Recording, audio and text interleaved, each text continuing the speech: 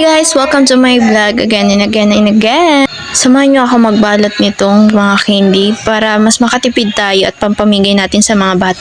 Late upload dito guys. Hindi ko kasi naaasikaso agad nung Christmas but ngayon ko lang to i-upload. Ayan, meron tayong mga candy dito, 5 balot. And meron din naman tayong lagayan dito para mas makatipid talaga tayo. Nakita ko lang to sa fast forward natin. And dito pala yung lagayan ko na nabili dito sa ating nakita ko lang to sa FYP ko and nakita ko naman na sulit ito. Ngayon ko lang na-realize na mas better pala to kaysa sa magbibigay ka ng mga pera-pera tapos kukunti lang yung budget natin. Kaya buti na lang talaga napanood ko ito at ito nga yung ginawa ko. Ginawa ko tong video na to para if ever kulang rin kayo sa budget, pwede rin kayong bumili ng ganitong lagayan and mga candies lang. Talaga mas makakatipid kayo dito guys.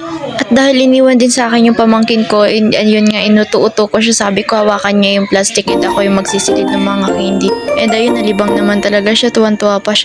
And by the way, thank you nga pala sa mga walang sawang sumusuporta sa akin.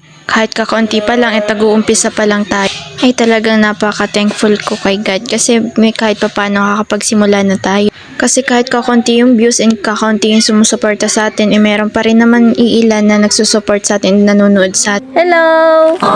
Tama to. Smile. Ngiti ka, ngiti. Ngiti. Smile. At ayun na nga, nauuto natin yung batang to. And kahit naman sobrang kulit, natutuwa din ako at nalilibang din naman ako sa pamangkin ko. Today is a Christmas day. Merry Christmas everyone!